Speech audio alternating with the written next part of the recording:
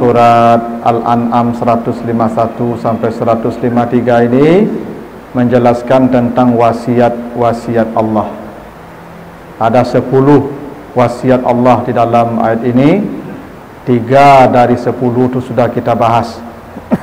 Pertama, jangan syirik, la tusyriku bihi syai'an. Yang kedua, berbuat baik pada orang tua, wa bil walidaini ihsanan. Yang ketiga, la taqtulu auladakum min imlaq, jangan membunuh anak karena takut miskin. Itu sudah kita bahas di pertemuan yang lalu. Sekarang kita lanjutkan wasiat Allah yang keempat sampai yang ke-10. Apa wasiat yang keempat itu? Kata Allah, A'udzubillahi minasyaitonirrajim, wala taqrabul fawahisha ma zahara minha wa ma batan. Janganlah kamu mendekati perbuatan yang fahsya.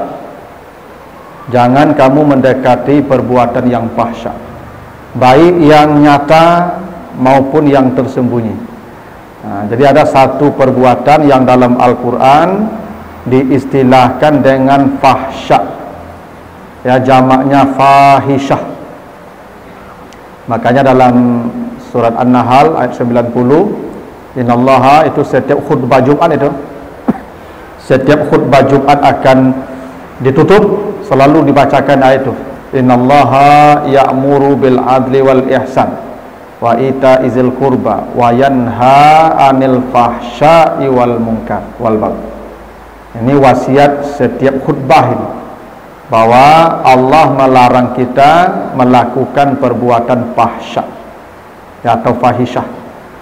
Fahsya itu adalah perbuatan buruk dan membawa keburukan, baik bagi pelaku maupun bagi masyarakat. Itu namanya fahsya. Ada banyak perbuatan fahsya dalam Al-Quran. Di antaranya disebutkan di surah Al-Baqarah, surah Al-Isra 32, la taqrabuz zina innahu kana fahisyatan wa sa'a sabila. Kata Allah, jangan kalian mendekati zina, karena sesungguhnya zina itu adalah fahsya dan seburuk-buruk jalan. Karena zina atau pergaulan bebas itu mendatangkan keburukan bagi yang melakukan hingga bagi masyarakat sekitar. Karena dengan maraknya perbuatan itu, kacaulah nasab, masyarakat menjadi goncang. Jadi Bapak Ibu, zina itu perbuatan yang sangat buruk. Ini bukan melakukannya, mendekatinya saja sudah fahsya. Sekarang ini yang kita, Masya Allah Bapak Ibu ya, perbuatan zina ini sudah menjadi pemandangan lumrah. Coba Bapak Ibu perhatikan itu di jalan-jalan itu ya, itu lewat jam 10 itu, kalau jalan-jalan tuh Ibu jam 10 itu yang di jalan tuh tinggal anak-anak muda aja tuh ya. Kalau ada Ibu jam 10 malam tuh, jam 11 itu jalan tuh masih penuh tuh, tapi ya anak-anak muda isi jalan itu. Itu pakai motor, boncengan. Itu Masya Allah Bapak ya, tidak ada malunya, tidak ada malunya. Lari Hondanya 20 nya Ibu, paciknya 200 Ibu. Celik tak percaya Ibu ya. Bahkan kita ini kadang-kadang ada laki-laki menjemput anak gadis kita tengah malam, itu dilepas dengan dada-dada, lambaian tangan, padahal tidak ada hubungan apa-apa. Entah siapa itu laki-laki, karena pakai mobil dia datang menjemput ke rumah kita. Anak gadis kita dibawanya malam-malam. Itu dilepas pula di depan pintu tuh. Dadah. Hati-hati di jalan ya, pun hati-hati Bu. Mentimun di ataan ke durian, balu-balu lah mentimun ke dia. Jadi apa Ibu, Masya Allah ya. Coba bayangkan ada anak-anak gadis saya mendaki gunung je laki-laki yang tak jali sia laki-laki itu. Masya Allah ya. Anak gadis pergi mendaki gunung, dia laki-laki. Ada atas gunung tu tak nampak orang tu. Wari kalam listrik tak ada di gunung tu tu. Yang di siku saya dengan listrik tak ada malu je mereka. Apalagi di puncak gunung tu. Lah kalam negari di puncak gunung tu tak berurang lah itu. Masya-Allah Ibu ya. Jadi memang ini perbuatan fahsyat. Dan ini sudah marak sekarang. Cobalah perhatikan dari mulai Lubuk Buaya sampai ke Taplau, sampai ke itu Pondok, sampai ke Pantai Mani, sampai ke Limau Mani.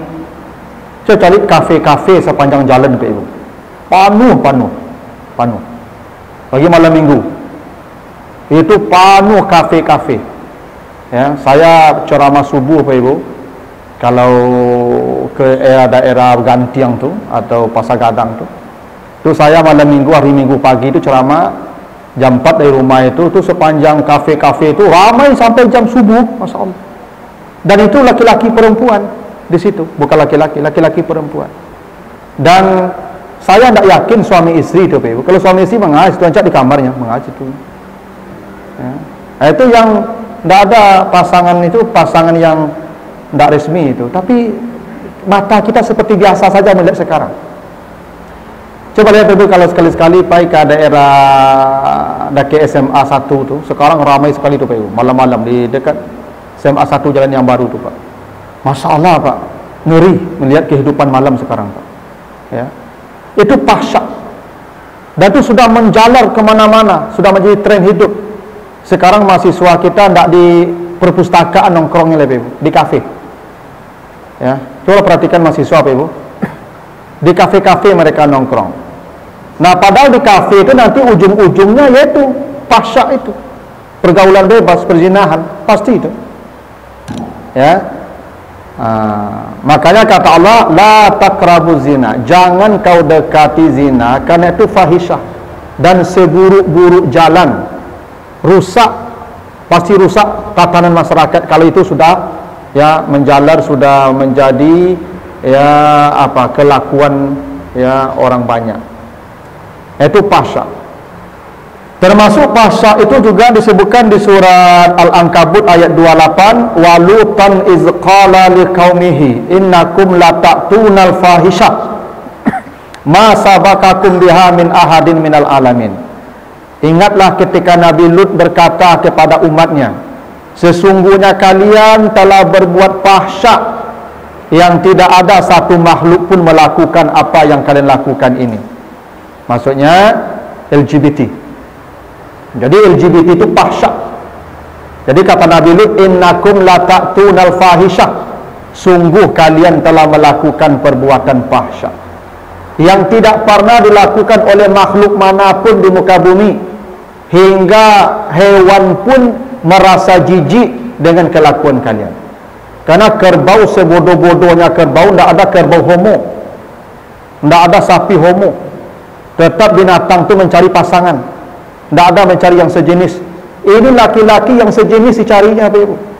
Dan tu Masya Allah penyakit ini sudah menjalar sampai ke intelektual. Yang melakukan ini bukan orang-orang bodoh, orang-orang pandai. Ya. Ini fahisyah namanya ya. Dan ini seburuk-buruk jalan fahsyat. Itu makanya zaman sekarang menjaga anak-anak kita tidak mudah Bapak Ibu.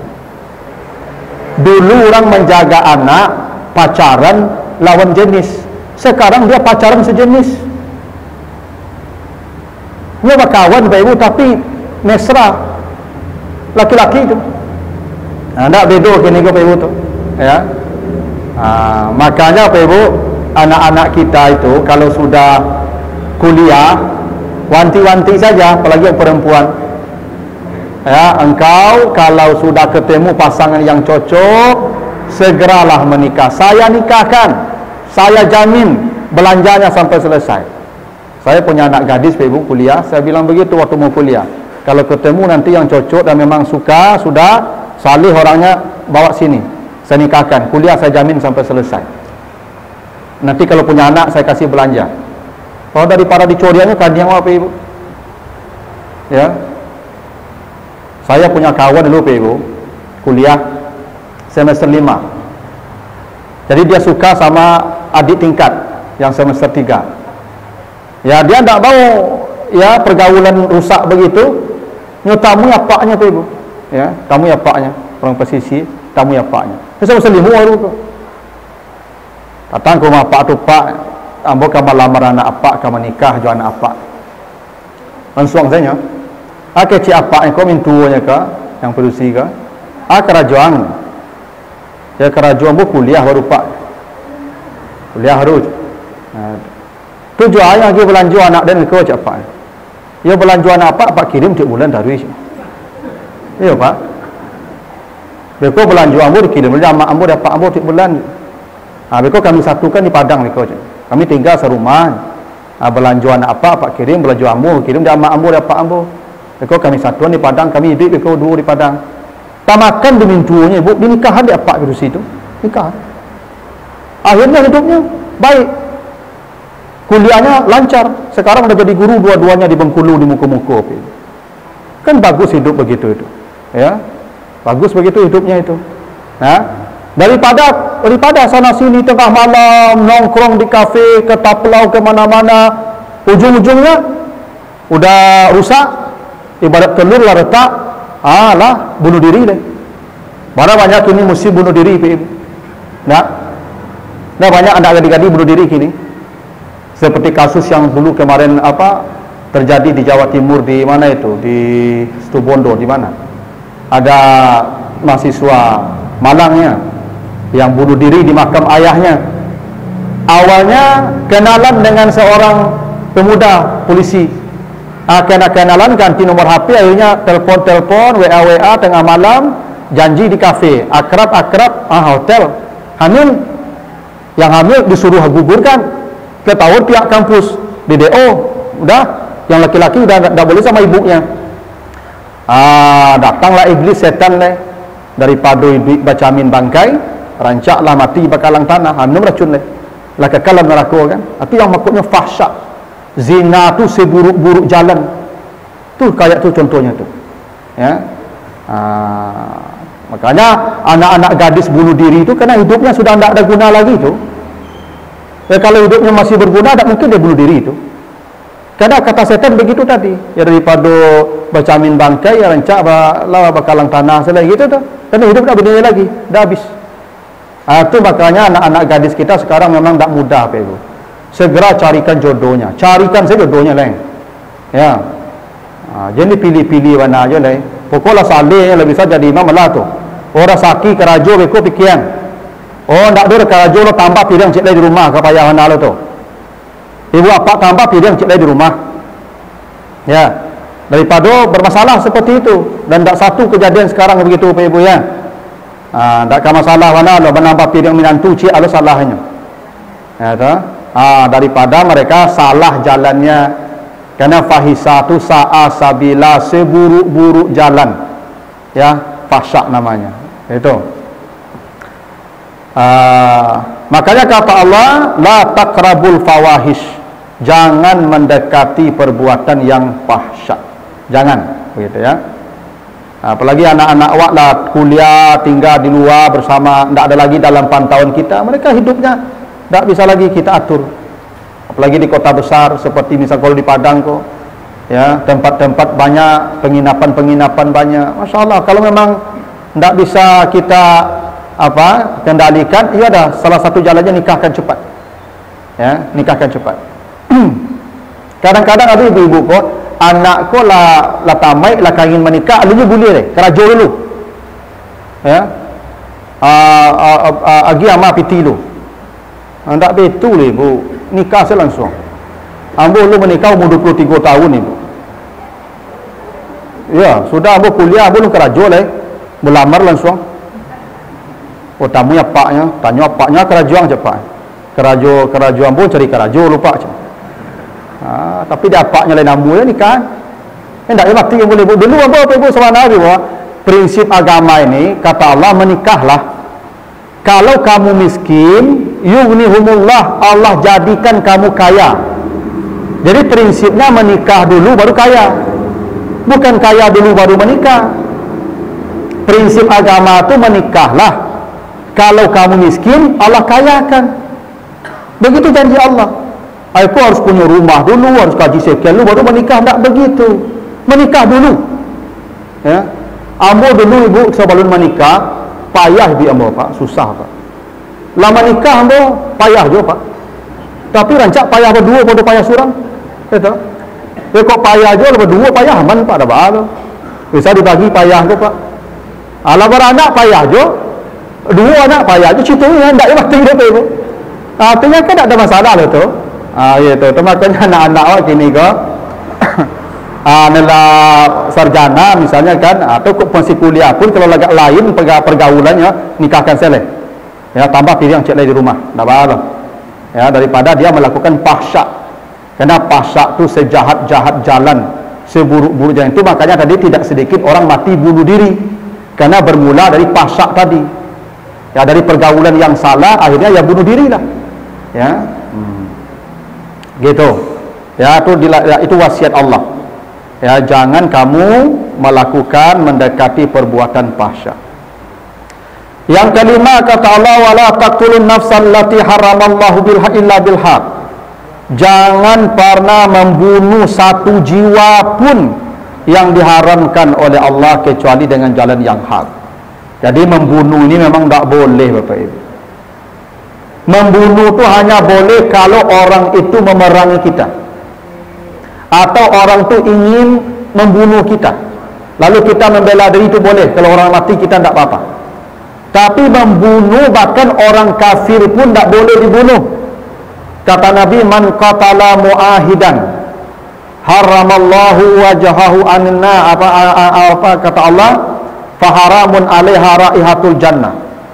Man qatala mu'ahidan, ya, faharamun alaihi raihatul jannah.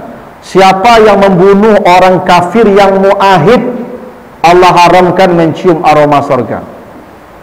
Orang kafir ni ada tiga Bapak Ibu. Ada namanya kafir zimmi, ada namanya kafir mu'ahid, ada namanya kafir harbi. Tiga orang kafir itu jenisnya itu. Kafir zimmi, orang kafir yang hidup di wilayah orang Islam dan mereka patuh dan tunduk kepada semua aturan Islam. Itu kafir zimmi nama itu. Dan ini wajib dilindungi. Hak-haknya sama dengan orang Islam. Kafir mu'ahid, dia tidak mengakui kita tapi bekerja sama, tidak memusuhi kita, itu namanya mu'ahid dan tidak boleh dibunuh. Yang mu'ahid itu kalau dibunuh maka haram mencium aroma surga. Yang ketiga baru kafir harbi, yang ini memerangi kita kayak Yahudi itu, ya kayak orang Yahudi itu, itu namanya kafir harbi itu. Nah yang itu saja yang boleh dibunuh. Lain daripada itu tidak boleh menghilangkan nyawa orang, apalagi itu nyawa saudara yang seiman. Itu makanya kalau orang beriman berbunuhan, al-qatil wal maktul finnar, yang membunuh dan yang dibunuh sama-sama masuk neraka. Sama kalau dengan saudara seiman. Makanya coba Bapak Ibu baca nanti surah An-Nisa ayat 93 ya. An-Nisa 93. Mayaqtul mu'minan muta'ammidan fajaza'uhu jahannam khalidan fiha wa ghadiballahu alaihi wa la'anahu wa adallahu azaban azima. Siapa yang membunuh satu jiwa yang beriman, maka balasannya jahannam, kekal di dalamnya. Allah murkai dia dunia akhirat, Allah laknat dia dunia akhirat, dan disediakan untuknya azab yang sangat besar. Itu janji Allah pasti itu kalau dia membunuh orang beriman. Karena membunuh itu dosa besar, kekal dalam neraka jahanam. Satu jiwa dia bunuh. Aku 6 jiwanya bunuh apa Ibu ya, 6 orang beriman. Dah tentu sebab lah dibunuh saja. Itu kayak apalah dosanya, mulai dari yang merencanakan, yang mendesain, yang mempersenjatai, sampai yang mengeksekusi di lapangan, kekal dalam neraka jahanam. Tidak akan keluar itu, percayalah.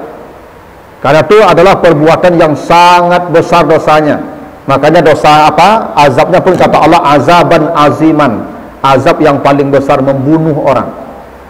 Makanya Ibu, agama kita ini sangat menghormati kehidupan. Itu makanya ada kisah namanya. Kalau membunuh orang, bunuh pula dia. Ya, pembunuh itu hukumnya dibunuh, tidak ada yang lain. Karena bagi apa dalam agama kita nyawa itu berharga.